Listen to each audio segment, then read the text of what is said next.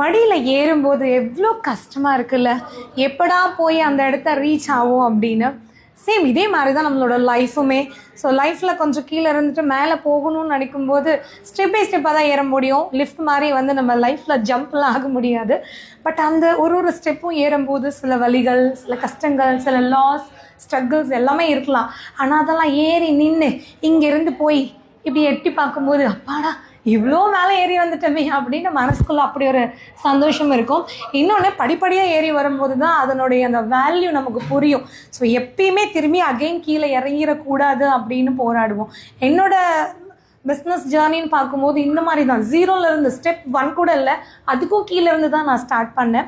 எந்த ஒரு பேக்ரவுண்ட் இல்லாமல், பெருசாக பேங்க் பேலன்ஸ் இல்லாமல், என்னோட உழைப்பை மட்டுமே நம்பி ஸ்டார்ட் பண்ணது தான். ஸோ படிப்படியாக ஏறி இன்னைக்கு ஒரு 15 வருஷம் என்னோட இந்த ஒரு ஒர்க்கை நான் கண்டினியூ பண்ணியிருக்கேன். அப்படின்னும் போது எனக்கு இதுக்கு மேலே ஒரு ஸ்டெப்பு கூட நம்ம இறங்கிடக்கூடாது. ஏன்னா அதனோட வழி தெரியுதில்ல.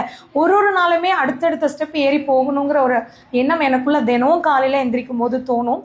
ஸோ அதனால் லைஃப்பில் இப்போ கொஞ்சம் கஷ்டப்பட்டு ஏறிட்டு இருக்கீங்கன்னா அது பிரச்சனையாவோ வழியாவோ நினைக்காதீங்க. நீங்கள் க்ரோத் ஆகுறீங்களா, ஒரு நாளைக்கு ஒரு படி என் மேலே ஏறுறமா அப்படிங்கிறது தான் ரொம்ப முக்கியம்.